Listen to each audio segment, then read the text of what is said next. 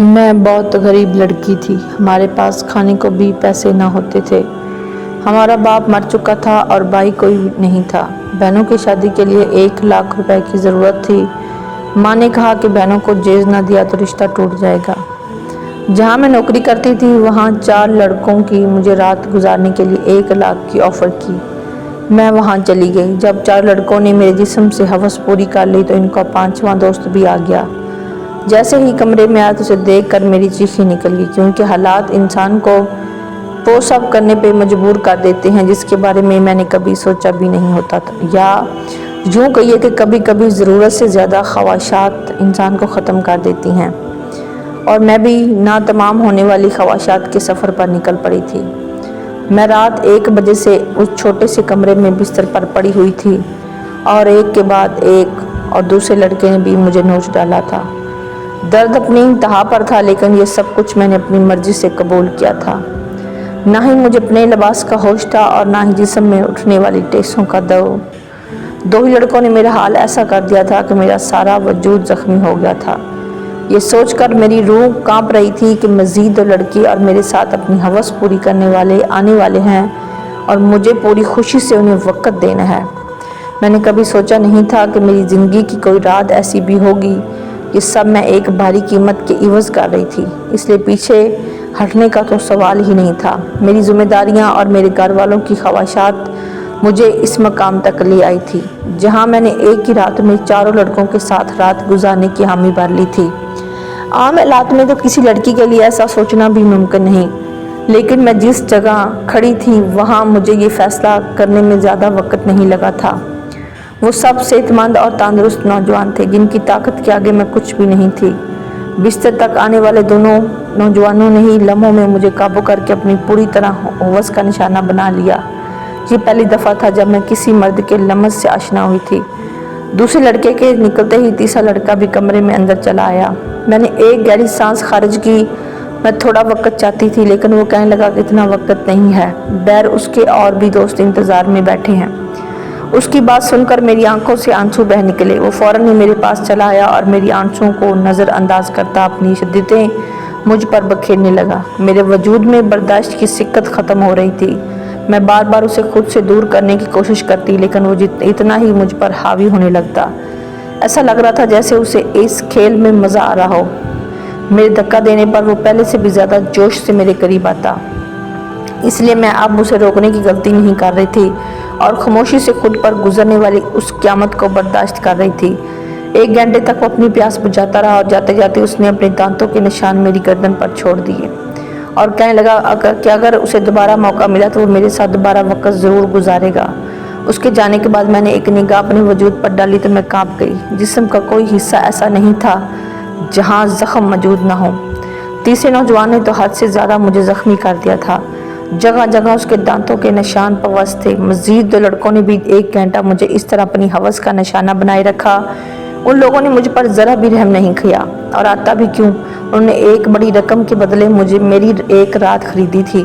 وہ تو اپنا حصہ وصول کر رہے تھے اور یہ 1 رات میری زندگی کی سیاہ ترین رات بن گئی تھی۔ میرا حال ایسا تھا کہ مجھے کچھ ہوش نہیں رہا تھا۔ میں خود سے کروٹ بدلنے کے قابل بھی نہیں رہی تھی۔ ایسا ایسا تکلیف سے میری آنکھیں بند ہونے لگی تھی، اور جب یہ تینوں لڑکوں نے مجھے بتایا کہ ان کا ایک چوتھا دوست بھی آ گیا ہے، مجھ میں اتنی ہمت بھی باقی نہیں بچی تھی کہ میں انہیں انکار کر پاتی یا مزاحمت کر سکتی۔ جیسے ہی 5واں لڑکا کمرے میں داخل ہوا اور میرے بستر کے قریب آیا تو مجھے دیکھ کر اس کی چیخیں نکل گئی۔ وجہ جان کر آپ کے بھی رونگٹے کھڑے ہو جائیں گے۔ میرا نام بشرا تھا اور میری عمر صرف 20 سال تھی۔ میں نے گریجویشن کر رکھی تھی، لیکن آج کے دور میں گریجویشن کچھ بھی نہیں ہوتی۔ لوگ ماسٹرز کر کے بھی ڈگریاں ہاتھوں میں لیے سڑکوں کی دھول سمیٹ رہے ہوتے ہیں۔ اس بات کا صحیح طریقے سے اندازہ مجھے اس وقت ہوا جب میں نوکری کی تلاش لینے کے لیے ہر کمپنی کے آگے نوجوانوں کی ایک بڑی سی لائن لگی ہوتی جو اپنی باری کے منتظر ہوتے۔ ایسے میں مجھ جیسی لڑکی کی نوکری کہاں ہو سکتی تھی جس کے پاس نہ ہی تجربہ تھا اور نہ ہی کوئی بڑی ڈگری، مگر نوکری ڈھونڈنا میری اولین ضرورت اور ترجیح بن چکا تھا، کیونکہ ابا کے انتقال نے ہماری کمر توڑ دی تھی۔ ابا گھر میں واحد کمانے والے تھے اور ہم 3 بہنیں بن بیاہی گھر میں موجود تھی۔ میری بڑی بہن نے کوئی تعلیم حاصل نہیں کی تھی، اس لیے کمانے کی ذمہ داری اس کے بجائے میرے کاندھوں پر آ گئی تھی۔ میں گھر سے باہر نکلی تو میرے ہوش ٹھکانے آ گئے۔ میں باہر کی دنیا کو بہت آسان سمجھ رہی تھی، لیکن اب مجھے سمجھ آیا تھا کہ ابا کتنے جتن کر کے ہمارے لیے روٹی کماتے تھے۔ میں ہمیشہ ہی ابا سے اس بات پر ناراض رہتی تھی کہ وہ ہماری خواہشات پوری نہیں کرتے۔ میری ناراضگی پر ابا کا چہرہ ہمیشہ اتر جاتا۔ بڑی محبت سے مجھے پکار کر کہتے ہیں، بشرا تم فکر نہ کر، ایک دن تیرے بھاگ بھی جاگ اٹھیں گے۔ لیکن مجھے وہ دن اپنی قسمت میں آتا نظر نہیں آتا تھا۔ اور پھر ایک رات ابا نیند ہی میں ہی خدا کو پیارے ہو گئے، اور جب ہم صبح پر یہ بات کھلی ابا ہمارے درمیان نہیں رہے، تب ہمیں اس بات کا احساس ہوا کہ ابا ہمارے لیے کس قدر اہم تھے۔ جب تک وہ ہمارے سروں پر موجود تھے، کم سے کم دنیا کی بری نظریں اور روٹی جیسی بنیادی ضروریات سے تو ہم محروم نہیں تھے۔ ابا کے انتقال کے کچھ دن بعد تک تو آس پڑوس والوں نے اور خاندان والوں نے ہماری مدد کی، لیکن آہستہ آہستہ سبھی اپنی زندگیوں میں مصروف ہو گئے۔ آج کے دور میں کون کس کا پیٹ پال سکتا ہے؟ مجبوراً مجھے ہی نوکری کی تلاش کے لیے گھر سے نکلنا پڑا، اور مجھے سمجھ آ گیا کہ عورت کے لیے باہر کی دنیا کس قدر مشکل ہے۔ کسی کمپنی میں مجھے نوکری نہیں ملی تھی، اور ہر کمپنی کے باہر ہزار نوجوان پہلے سے ہی کھڑے تھے۔ میں نے اسکولوں کا رخ کیا تو یہ دیکھ کر میری حالت خراب ہوگی کہ آدھے دن سے بھی زیادہ کام کرنے کے عوض صرف 6,000 روپے مل رہے تھے، جس میں گھر کے بل ہی ادا ہو پاتے۔ اس میں بھی ہر اسکول والے مجھ سے میرا تجربہ پوچھتے ہیں، میرا منہ خالی رہ جاتا، اور تلاش کرنے کے باوجود بھی کوئی نوکری نہ ملی۔ تو میرے ایک دوست کے بھائی کے توسط سے مجھے ایک پیزا ہاؤس میں ویٹر کی نوکری مل گئی۔ یہ شہر کے ایک پوش علاقے میں بنا ہوا ہے پیزا ہاؤس تھا، جہاں ہر وقت ہی مردوں کا بہت رش رہتا تھا۔ کالے رنگ کا چست سا پینٹ کوٹ میرے حوالے کر دیا گیا، جس پر پیزا ہاؤس کا نام لکھا ہوا تھا، اور مجھے اگلے دن سے ہی نوکری پر بلا لیا گیا۔ اس نوکری کے بڑے عجیب سے تقاضے تھے جو مجھے پورے کرنے تھے۔ انہیں ایک ماڈرن سی لڑکی ویٹر کے نام پہ چاہیے تھی، جس کے چھوٹے سے بال کاندھوں پہ پھیلے ہوئے ہوں، اور وہ بہت سارا میک اپ کر کے ڈائننگ ہال میں کھڑی ہو۔ میں یونیفارم اپنے بیگ میں ڈال کر گھر واپس لوٹ آئی تھی۔ میں ابھی تک فیصلہ نہیں کر پائی تھی کہ مجھے یہ نوکری کرنی ہے یا نہیں، کیونکہ یہ میرے لیے ایک بہت ہی مشکل کام تھا۔ ابا کی موجودگی میں تو کبھی بلا ضرورت گھر سے نکلنے کی نوبت بھی پیش نہیں آئی تھی، اور پیزا ہاؤس میں تو اتنے سارے مردوں کے درمیان اتنا تنگ سا لباس پہن کر کھڑے ہونا میرے لیے ایک نہایت ہی کھٹن مرحلہ تھا۔ مگر بھوک انسان کو سب کچھ کروا لیتی ہے۔ میں وہاں سے واپس گھر آئی تو میری ماں دروازے پر کھڑی پریشان مجھے دیکھ کر ان کی آنکھوں میں آنسو آنے لگے۔ میں نے اماں سے کہا کہ عدت کے دنوں میں وہ دروازے تک کیوں چلی آئی، تو اماں روتے ہوئے کہنے لگی کہ بیٹا بجلی کے میٹر والے آئے تھے اور انہوں نے ہماری بجلی کاٹ دی ہے۔ اماں کی بات سن کر میرا دل تھک سا بیٹھ گیا۔ گرمی زوروں پر تھی، اور ایسے میں بغیر بجلی کے گزارا کرنا بہت ہی مشکل تھا۔ پچھلے 3 مہینے سے ہم بل ادا نہیں کر پائے تھے، اور شاید اس لیے ہماری بجلی کاٹ دی گئی تھی۔ اماں کے آنسوؤں نے میرے لیے فیصلے کو بہت آسان کر دیا تھا۔ میں نے اماں کو گلے لگایا اور انہیں بتایا کہ مجھے ایک اچھی نوکری کی جگہ مل گئی ہے، اور کل سے مجھے نوکری پر جانا ہے۔ اماں نے میرے سر پر ہاتھ رکھ کر کہا کہ اب تم ہی میرا بازو ہو، اور تمہیں ہی اپنی دونوں بہنوں کی شادیاں بھی کرنی ہیں۔ اماں نے بھاری ذمہ داری میرے کاندھے پہ ڈال دی، اور میں یہ سوچ رہی تھی کہ میں یہ ذمہ داری کیسے نبھاؤں گی، لیکن مجھے ہی یہ فرض نبھانا تھا۔ اماں پوچھ رہی تھی کہ مجھے نوکری کہاں ملی ہے، لیکن میں انہیں نہیں بتانا چاہتی تھی کہ مجھے کہاں نوکری ملی ہے۔ اس لیے میں نے اماں سے کہہ دیا کہ ایک بڑی سی کمپنی ہے میں ایک اچھی نوکری مل گئی ہے۔ میری نوکری کا وقت دوپہر 3 سے رات 11 بجے تک ہے، اور یہ بات میں نے بڑی مشکل سے اماں کو بتائی تھی۔ میری نوکری کا وقت جان کر اماں حیرت سے میری طرف دیکھنے لگی کہ یہ کون سی کمپنی ہے جہاں دوپہر 3 بجے بلایا گیا ہے۔ میں نے جھوٹ کہہ دیا کہ یہ ایک ملٹی نیشنل کمپنی ہے جو 24 گھنٹے چلتی ہے۔ اس وقت ہمیں پیسوں کی اتنی ضرورت تھی کہ اماں نے مزید سوالات کرنے کے بجائے مجھے ترقی کی دعائیں دی، اور اگلی دوپہر 2 بجے ہی پیزا ہاؤس کے لیے میں روانہ ہو گئی۔ مجھے کیا خبر تھی کہ یہاں سے میری قسمت میں مجھے کہاں لے جانے والی ہے۔ میں نے اپنا یونیفارم پیزا ہاؤس میں آ کر تبدیل کیا۔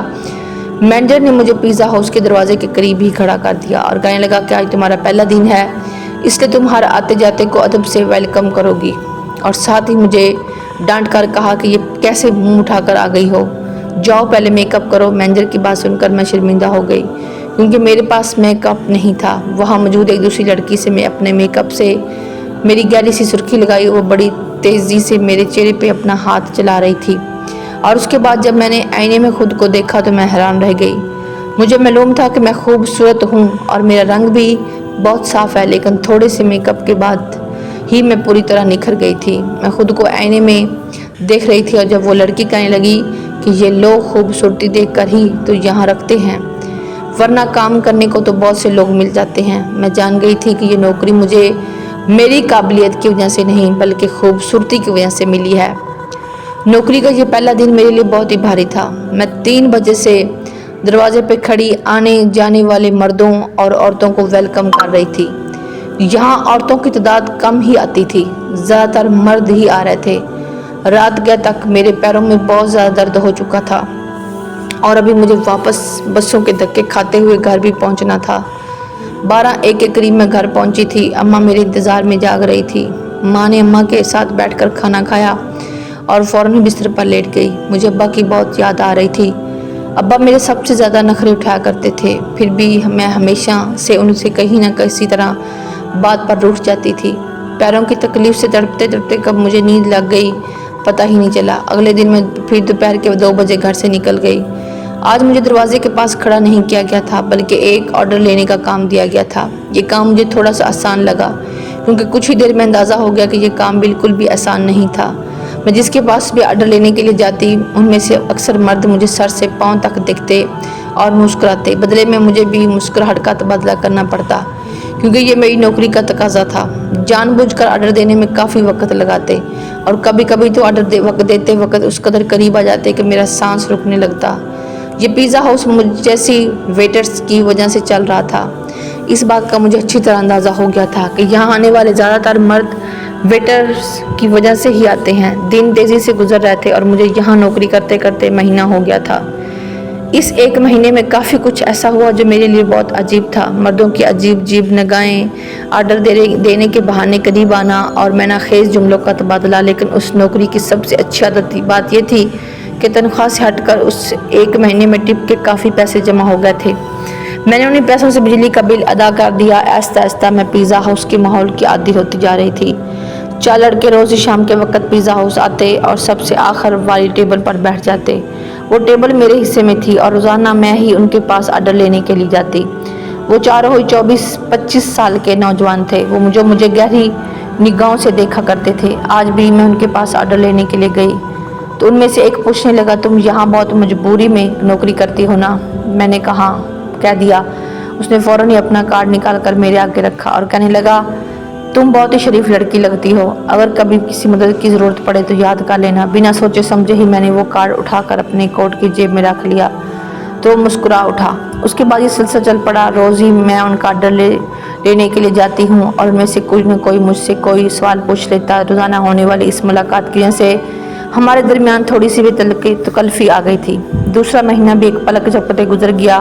फिर अम्मा ने एक दिन मुझे बताया कि बड़ी बहन के लिए बहुत अच्छा रिश्ता आया है और वो लोग जल्दी शादी करना चाहते हैं। अम्मा की बात सुनकर मैं परेशान हो गई क्योंकि अभी तो मैंने घर का खर्चा ही अपने कंधों पर उठाया था। शादी की जिम्मेदारी का तो मैं सोच भी नहीं सकती थी। अम्मा कहने लगी, तो अपनी कंपनी में से लोन ले ले। कितनी तो बड़ी कंपनी है, लाख रुपए लोन मिल गया तो तेरी बहन की अच्छे से शादी हो जाएगी। मेरी बड़ी बहन भी 24 साल की हो रही थी और अम्मा उसकी तरफ से बहुत परेशान थी। अब मैं अम्मा को क्या बताती कि मैं तो पिज़्ज़ा हाउस पर मामूली सी नौकरी कर रही थी। लाख रुपए मुझे कहाँ से मिलते? अम्मा ने जब मुझे ये कहा तो मैंने उनको किसी बात का जवाब नहीं दिया। लेकिन अम्मा की आंखों में मुझे चमकती हुई उम्मीद साफ दिखाई दे रही थी। अम्मा को यकीन था कि मुझे कंपनी से लोन मिल जाएगा और मैं ये सोच रही थी कि मेरे झूठ ने मुझे कहाँ फंसा दिया है। अगले दिन माँ नौकरी पर बहुत परेशान रही। अगले दिन मैं नौकरी पर भी अब सारा वक्त परेशान रही और ये बात मेरे साथ काम करने वाली लड़की ने नोट कर ली। वो मुझसे कहने लगी कि क्या बात है बुशरा, आज तुम बहुत ज़्यादा परेशान लग रही हो। मैंने उसे बता दिया कि बड़ी बहन की शादी और मेरे पास बिल्कुल भी पैसे नहीं हैं। मेरी बात सुनकर वो कहने लगी, तो इतना खर्चा करने की क्या ज़रूरत है, सादगी से रुखसती कर दो। उसकी बात सुनकर मैं सोच में पड़ गई। वो ठीक ही तो कह रही थी, इतना मसला बढ़ाने की क्या ज़रूरत क्या थी। घर आकर मैंने अम्मा को यही मशवरा दिया कि वो सादगी से बहन की रुखसती कर दे। लेकिन मेरी बात सुनकर वो कहने लगी, हर किसी को हमारे मसाइल का इल्म नहीं है। लड़के वालों ने पहले ही जेज के नाम पर एक लंबी लिस्ट थमा दी है और अगर मैंने खाली हाथ तेरी बहन को रुखसत कर दिया तो उसके ससुराल वाले सारी ज़िंदगी उसकी बातें सुनाते रहेंगे। अम्मा की बात सुनकर मुझे गुस्सा आ गया। मैंने कहा, कैसी जगह बाजी की शादी करने की क्या ज़रूरत है। मेरी बात सुनकर अम्मा नाराज़ हो गई और कहने लगी, अल्लाह अल्लाह करके तेरी बहन का एक अच्छा जगह से रिश्ता आया है और तो उसमें भी नुक्स निकाल रही है। अगर आज तेरा बाप जिंदा होता तो मुझे तेरी मिन्नत ना करनी पड़ती, वो खुद ही अपनी बेटी के लिए कैसे भी करके रकम जमा कर लेता। अम्मा की आंखों में आंसू आ गए थे और उनकी बात ने मेरा दिल भी दुखा दिया। वो ठीक ही कह रही थी, अगर अब्बा जिंदा होते तो वो किसी की भी तरह पैसे जमा कर लेते। मैंने अम्मा को गले लगाया और उनसे वादा किया कि मैं जल्दी ही पैसों का इंतज़ाम कर लूँगी। मैं खुद भी नहीं जानती थी कि इतने सारे पैसे मुझे कहाँ से मिलेंगे। बाप का साया वाकया औलाद के लिए बहुत बड़ी नेमत होता है। वो अपनी जान पर खेल कर भी अब औलाद की ज़िंदगी के साथ सुख देता है। वो मेरे लिए अपने बाप की जगह लेना बहुत मुश्किल था। दिन यूं ही परेशानी के आलम में गुजर रहे थे। मैंने पिज़्ज़ा हाउस के मैनेजर से पैसों की बात की थी, लेकिन मेरी बात सुनकर जिन नज़रों से उसने मुझे देखा था, मैं खुद ही ज़मीन में गड़ गई थी। लड़के अब भी रोज़ाना पिज़्ज़ा हाउस आते थे और मैं उनका आर्डर लेने गई तो उनमें से एक ने कहा, क्या बात है, आज तो आपका चेहरा बिल्कुल ही उतरा हुआ है। उसकी बात सुनकर न जाने क्यों मेरी आंखों में आंसू आ गए थे। वो बार बार इसरार करने लगा कि मैं उसे अपनी परेशानी बताऊं। ना चाहते हुए भी मैंने उसे अपना मसला बता दिया, क्योंकि मुझे भी किसी ऐसे ही शख्स की तलाश थी जिसके आगे मैं खुलकर अपना दर्द बयान कर सकूं। मेरी बात सुनकर उसके चेहरे पर मुस्कुराहट आ गई और कहने लगा कि इतनी छोटी सी बात के लिए आप इस कदर परेशान हैं। आपको अपना कार्ड इसलिए तो दिया था कि कोई भी परेशानी हो तो आप हमें याद कर लें। मैं हैरत से उनके चेहरे को देखने लगी। मैं ये सोच भी नहीं सकती थी कि वो 4 अजनबी लड़के मुझे पैसे दे सकते हैं, लेकिन उन चारों ने फ़ौरन ही मुझे लाख रुपए की पेशकश कर दी थी। मैं हैरत से आंखें फाड़े उनकी तरफ देख रही थी। वो कहने लगे, 1 लाख रुपए देना उनके लिए कोई बड़ी बात नहीं है, लेकिन मुझे भी उनके लिए कुछ काम करना होगा। उनकी बात सुनकर मैं ठटक गई। उन लड़कों को मुझसे क्या काम हो सकता था, ये बात समझने में मुझे ज़्यादा देर नहीं लगी थी। मैंने फ़ौरन ही घबरा कर कहा कि मैं एक शरीफ घर से ताल्लुक़ रखती हूँ और मैं कोई गलत काम नहीं कर सकती। वो हंस के कहने लगे कि हमने सिर्फ पेशकश की है, कबूल करना या ना करना आपकी मर्ज़ी है, लेकिन आज के दौर में 1 लाख रुपए आपको कोई भी नहीं देगा, चाहे वो आपका करीबी रिश्तेदार ही क्यों ना हो। बात तो उनकी बिल्कुल ठीक थी, लेकिन मैं अपनी इज़्ज़त गिरवी रख कर लाख रुपए हासिल नहीं करना चाहती थी, इसलिए मैंने उन्हें साफ इनकार कर दिया। मैं हालात से पूरी तरह थक चुकी थी और ऐसे ही थकी हारी जब लौट कर घर आई तो मेरी अम्मा और बहनें मेरी मुंतज़र थी। अम्मा ने बताया कि बाजी के ससुराल वाले 1 महीने बाद ही शादी की बात कर रहे हैं और वो बाजी के साथ साथ छोटी को भी अपने छोटे बेटे के लिए लेना चाहते हैं। इसी तरह एक खर्चे में 2 शादियाँ हो जाएंगी। छोटी के रिश्ते का सुनकर जहाँ मुझे खुशी हुई थी, वहीं 1 महीने का वक्त सुनकर मेरी जान निकल गई। पैसों का कोई इंतज़ाम नहीं हो सका था और अम्मा मुझसे उम्मीद बांधे बैठी थी। मैंने एक नज़र अपनी बाजी के चेहरे पर डाली, जहाँ बहुत अरसे के बाद मुझे खुशी की रमक नज़र आ रही थी। मैं बाजी के ससुराल वालों से मिली थी। वो लोग का वाक़या बहुत अच्छे थे, लेकिन आज के दौर में सादगी और बगैर जहेज़ के कौन दुल्हन रुखसत करवाता है, वो भी इस माशरे के अफराद थे। मैं अपनी बहनों की खुशी को हमेशा कायम देखना चाहती थी। मैंने अम्मा से कहा कि आप शादी की तारीख पक्की कर दें, मैं पैसों का इंतज़ाम कर लूँगी। मेरी बात सुनकर घर में खुशी की लहर दौड़ गई थी, मगर वो लोग इस बात से बेखबर थे कि ये खुशी मेरी ज़ात की बर्बादी के बदले उन्हें हासिल होने वाली है। अगले दिन मैंने उन 4 लड़कों से हामी भर ली। वो मुस्कुरा कर कहने लगे, हम जानते थे कि आप ज़रूर मान जाएंगी। उन चारों ने एक रात लिए मुझे अपने साथ ले जाने की बात की थी। मैंने अम्मा को बताया कि साल के इख्तिताम की वजह से कंपनी में बहुत ज़्यादा काम है, मुझे एक रात कंपनी में ही गुजारनी होगी। कंपनी ने मेरा लोन मंजूर कर लिया है, इसलिए मैं उनकी बात मानने पर मजबूर हूँ। लोन पास होने की बात सुनकर अम्मा इस कदर खुश हो गई कि उन्होंने मुझे रात रुकने की इजाज़त भी दे दी थी। उसको क्या पता था कि मैं रात किस वजह से गुजार रही हूँ और मैं पिज़्ज़ा हाउस से छुट्टी लेने के बाद उन 4 लड़कों के साथ चली गई। उन चारों ने मुझे अपनी दरिंदगी का निशाना बना डाला और जब 5वां लड़का अंदर आया तो मुझे देखकर उसकी चीखें निकल गई, क्योंकि पूरा बिस्तर खून में भरा हुआ था और मैं अपनी ज़िंदगी की शायद आखिरी सांसें ले रही थी। उसने फ़ौरन ही मुझे अपने बाजू में उठाया और गाड़ी में डालकर छोटे से अस्पताल में ले आया, जहाँ शायद उसका कोई जानने वाला ही डॉक्टर था। कई घंटे ICU में रहने के बाद मेरी हालात कुछ बेहतर हुई थी, लेकिन मेरा ज़ख्म वजूद मेरी बर्बादी की गवाही दे रहा था।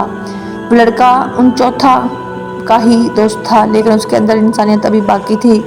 उसे मुझ पर रहम आ गया था, वरना शायद मैं उसी बिस्तर पर दम तोड़ जाती।